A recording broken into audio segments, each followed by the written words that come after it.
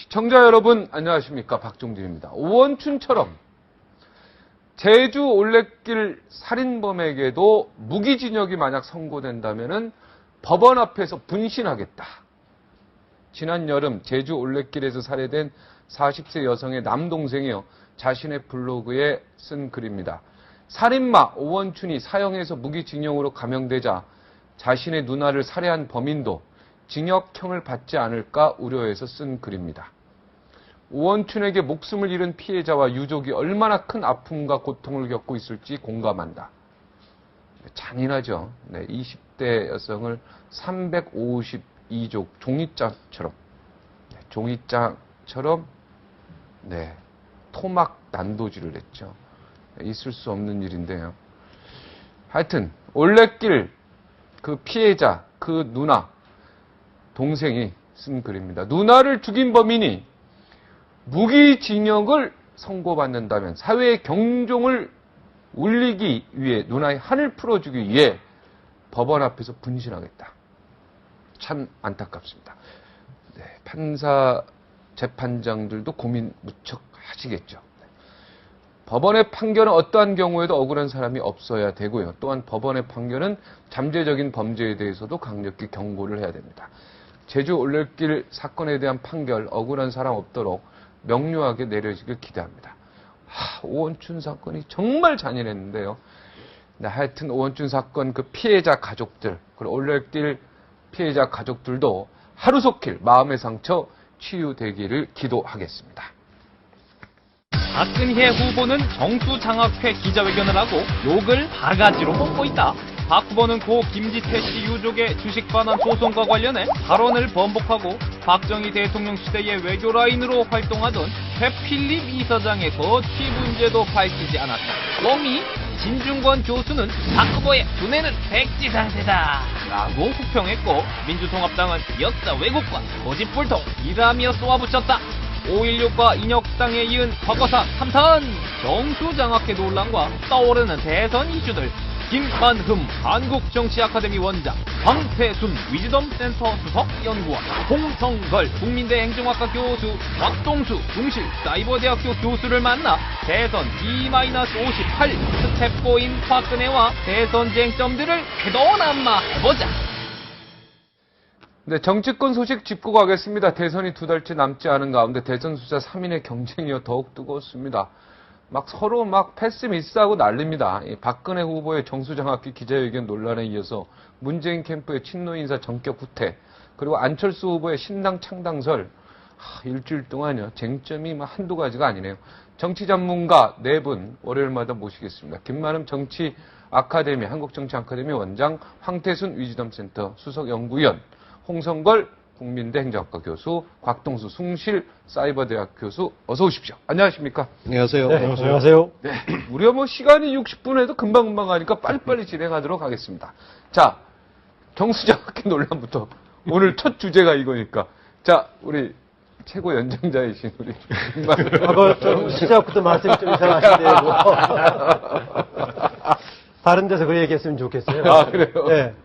그게 조금 입장들이 다르면 토론거리가 되겠는데 오늘 이거 토론 될지 모르겠어요. 네. 정수장학회 문제 가지고. 네. 자칫하면은 좀 성토장이 돼가지고 네. 또 모여서 토론이 아니라 성토하려고 모였느냐 이런 얘기가 될 가끔 성토장이 될 수도 있습니다. 네. 네, 어쨌든 간에 저는 이게 하지 않은 것만 못했다 이렇게. 기자회견 하지 않는 게 좋다. 네. 네. 네, 그 두 가지로 줄여서 얘기하자면은 뭔가 입장을 천명한다라고 했을 때 기존의 입장에 비해서 조금 뭔가 변화를 기대했었는데 입장의 변화는 하나도 없었고요. 네. 그리고 얘기하는 과정 속에서 오히려 논란거리만 만들어가지고 지금 증폭시키고 있고 지금 캐논엄마에서 대상이 되고 있을 정도로 네. 되고 있으니까 오히려 간단하게 결론만 내리자면 하지 않은 것만 못했다. 저는 이렇게 말씀드릴 수 있겠습니다. 네. 그냥 하지 않은 것만 못했다. 그러면 하지 않았을 때보다도 더 못해졌다는 얘기겠죠? 그렇죠. 앞으로 네. 또 지금도 그런데 앞으로 또 이것이 어떻게 대응하느냐에 따라서 상황이 달라질 것인데요. 저는 기본적으로 정수장학회 문제는 박근혜 후보에게 악재다. 악재인데 이것을 어떻게 최소화시킬 건가라는 것인데 지금 대응 방식은 오히려 그 악재를 더 안 좋은 쪽으로 이번에 어제 입장 표명 그렇게 만든 것 같습니다. 네, 악재만 키웠다 이렇게 표현하면 될 것 같습니까? 그렇습니다. 예, 예. 자, 우리 황태순 저는 저 김만은 박사님 말씀을 조금 네. 좀 더 문학적으로 네. 혹 하나 띄려다가 네. 혹 한 서너 개 붙였다. 아. 그런 표현 쓰고 싶고요. 혹을 떼려다가 혹을 더 붙였다. 혹을 한 서너 개 더 붙였다. 이렇게 아까 자살골이라고 하지 않았습니까? 그렇죠. 그 자살골이죠. 자살골도 그 혹입니다. 근데 네. 사실 보면 8월 20일 날 박근혜 후보가 대통령 후보로 선출되고 그 다음 날이죠. 그 다음 날 국립현충원 방문하면서 김대중 대통령 묘소 방문하고 바로 그 자리에서 노무현 대통령 봉하마을 내려서 참배하겠다. 이야, 박근혜가 바뀌었구나. 사람들이 생각했어요. 그다음에 그 다음 주에 전태일 열사, 전태일 재단 또 방문했습니다. 야, 진짜 바뀌었구나 생각을 했는데 그다음에 이제 9월 10일경 돼갖고 이른바 모 방송에 나와서 뭐 인혁당 사건이 네. 두 개다, 판결이 두 개다 얘기해서 네. 한 보름 동안 고생해갖고 또 뭐 9월 24일 날 되면서 5.16과 유신과 인혁당 문제에 대해서 총체적 사과 발언하지 않습니까? 그런 가운데 오늘 8월 21일 날 시작된 그 행보가 어제까지 어제 10월 21일이에요. 딱 2달 걸렸습니다. 2달 동안 기나긴 길 61일을 갖다가 와갖고 원점부터 더 후퇴해버리고 말았어요. 그러니까 박근혜 후보 입장에서는 8월 21일 날 박근혜가 바뀌었네 하는 캐치프레이즈 국민 대통합 캐치프레이즈 내걸고 행보 걸었습니다만 2달 그대로 다 까먹고 네. 오히려 처음 스타트할 때보다 더 뒤로 밀려났다. 뭐 그렇게 평가하고 싶습니다. 아, 2달 다 까먹고 더 밀려났다. 더 밀려났다라고 야. 평가하고 싶습니다. 어떻게 보십니까, 교수님? 예.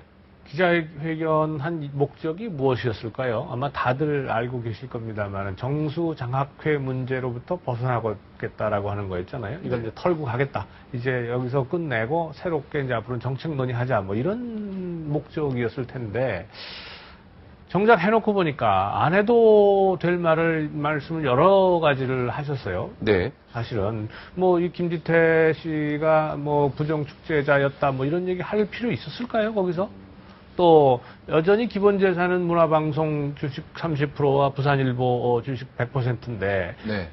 여전히 기본재산은 동일하게 남아있는 상황 속에서 그것만이 아니라 다른 재산도 또 많이 있었다. 다른 뭐 국민성금도 있고 뭐 기부금도 있었고 그랬다는 얘기 굳이 할 필요가 있었을까요?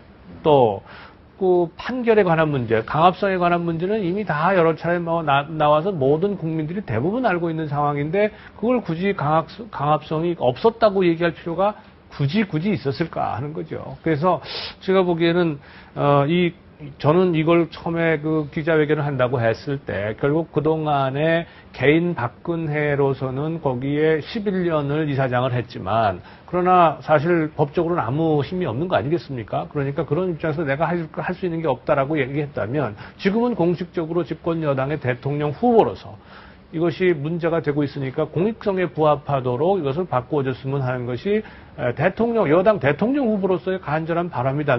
저는 이 정도로 얘기를 할 줄 알았어요. 네. 그런데 아까 말씀드린 그런 것을 말씀을 하심으로써 그야말로 호미로 막을 거를 가래도 지금 못 막게 지금 상황을 더욱더 악화시켰다라고 하는 것이고요.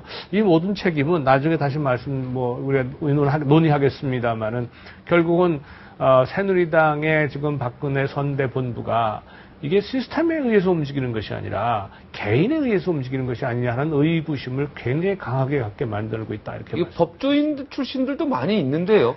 그 판결에 대해서 딱 한 번만 읽어보면 딱 정확히 인지가 되는데요. 네, 그렇죠. 그래서 그러니까 이건 지금 사건의 인지가 잘못됐다고 봐야 됩니까? 역사의 인식이 잘못됐다고 봐야 됩니까? 그래서 역사의 인식이라기보다는 부일 장학회 또 김지태 씨 그리고 이것이 5.16 장학회를 위해서 정수 장학회로 이어져 오는 하나의 이 사실 아니에요? 이것에 대해서 박근혜 후보가 생각하고 있는 것이 일반 국민의 눈높이하고는 많이 달랐다라고 하는 거죠. 그런데 이것이 기자회견을 하려면 그 이전에 법률팀은 물론이고 다른 모든 참모들이나 이런 걸 통해 가지고 이게 전부 다 그야말로 정리가 돼서 박근혜 후보는 지금쯤 되면요 전부 시스템에 의해서 움직이고 박근혜 후보는 하나의 연기자처럼 연기를 하는 거하고 똑같아져야 되는 거거든요. 네. 후보가 무슨 능력이 없거나 의견이나 주견이 없어서가 아니라 네. 실수를 막기 위해서도 그렇게 해야 되는 겁니다. 그런데 아직도 새누리당에는 지금 제가 보기에는 이번 사건을 볼 때 이런 시스템에 의해서 움직이는 것이 아니라 후보 개인에 의해서 움직이고 있는 것이 아니냐는 게 의구심이 굉장히 강하게 든다는 거죠. 한 번도 상의 안 했다고 합니다. 네, 그렇습니다.